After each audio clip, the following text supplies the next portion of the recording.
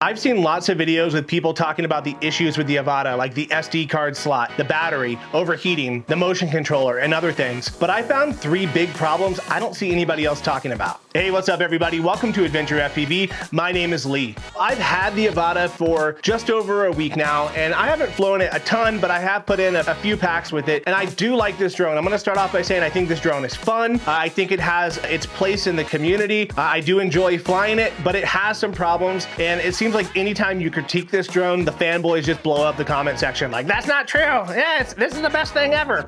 It is cool. It's a cool drone. It is not the best drone ever. It definitely has its issues, but I'm gonna keep it because I enjoy it. I'm not planning on selling it because of these problems. I just wanna highlight these problems and bring them to you guys so you're aware of them. And I think actually all of these problems could be resolved with the firmware. All right, so let's talk about problem number 1. This actually has to do with flying this drone in manual mode.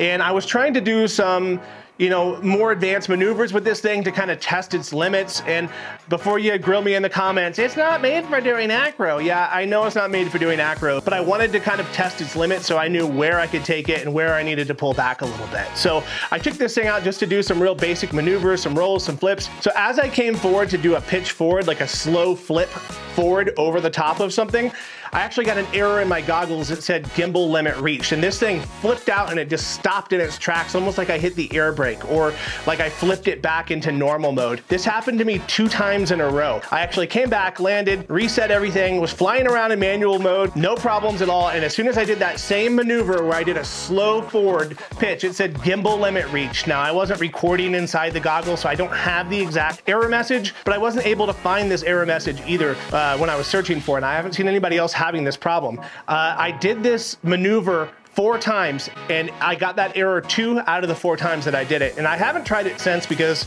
honestly, I wasn't ready to crash and burn. Yeah, it was definitely kind of a weird thing. I haven't seen anybody else talking about it. I don't know if it was just a fluke on my unit or if this is something that's more widespread. If you guys are having this problem, please leave a comment down below. I would love to know what's going on with that and if there's a fix for it. But yeah, it's just almost like the camera was still moving or something when I was in manual mode and it extended to its max limit as I flipped over, which doesn't make sense because the camera shouldn't be moving at all. It should be a fixed gimbal limit when you're in manual mode. All right, let's talk about problem number 2. This one is my biggest complaint so far.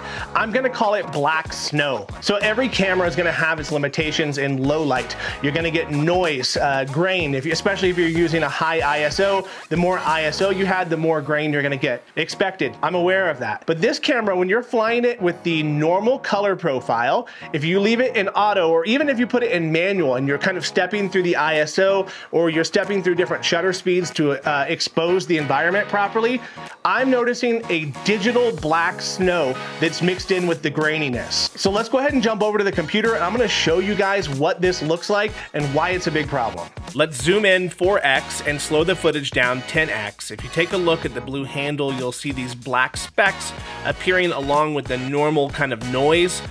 I've seen this in other people's YouTube videos. This seems to only be an issue in the normal color profile.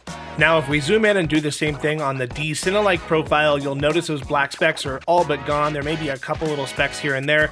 I normally film in this profile, but DJI is notorious for having bad performance with the D-Cinelike in low light. So when I was filming this property that I was on, I wanted to film in the normal profile. So let's zoom in and slow down. You can see the black specks here. If you slow down even more, you can see that they're everywhere. And this was evident to me even when I was not zoomed in editing. I was like, what are those little specks all over the place? So here's a quick A/B comparison between the Avata and the GoPro. You can see the GoPro has noise, but it doesn't have these black specks everywhere. If you're interested in seeing more of a direct comparison between the DJI Avata and using a more traditional Cinewhoop drone with a GoPro, check out this other video I recently posted. Okay, and finally, problem number 3. So the problem is with the downward facing sensors. You cannot disable these currently when you're flying in normal mode.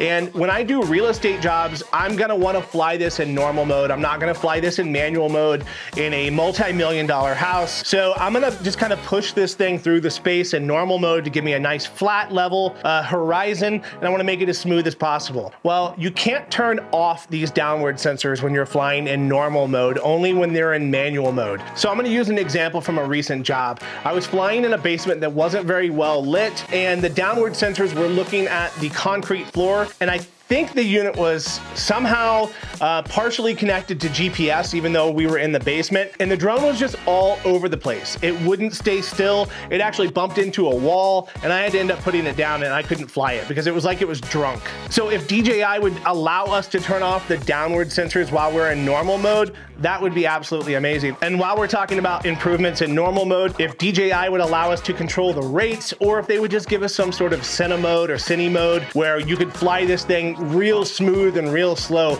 even if it was through the goggles, you just switch your controller to normal and then set it to Cine mode where this thing's real dumbed down. That would make a huge difference on the flight control. All right, like I said, no love lost on the Avata. I knew what it was gonna be when I bought it. This wasn't going to be one of my professional tools. I just wanted it because I like drones and I wanted to try it, and I think it's a cool drone. I actually think it's gonna make a great vacation piece. I can take it with me and get some like real cool establishing shots of a city, get down low. The goggles are small, the controller is small, the drone is small, so I think it's a really great tool for that. I'm definitely gonna be keeping this drone. I just hope that some of these issues that I'm pointing out get addressed through firmware updates. If you guys are experiencing any of the problems that I'm experiencing, please leave a comment down below. These are all problems that obviously need to be ironed out, and I think all of them can be ironed out easily through a firmware update, so hopefully DJI will get around to doing that to make this drone even better. If you guys are looking for more Avata content or more just general FPV content, please consider subscribing to my channel if you're not already. And I do want to thank you for sticking around to the end of the video. If you enjoy my content, please leave a thumbs up. It will really help my channel grow. We'll see you guys in the next one.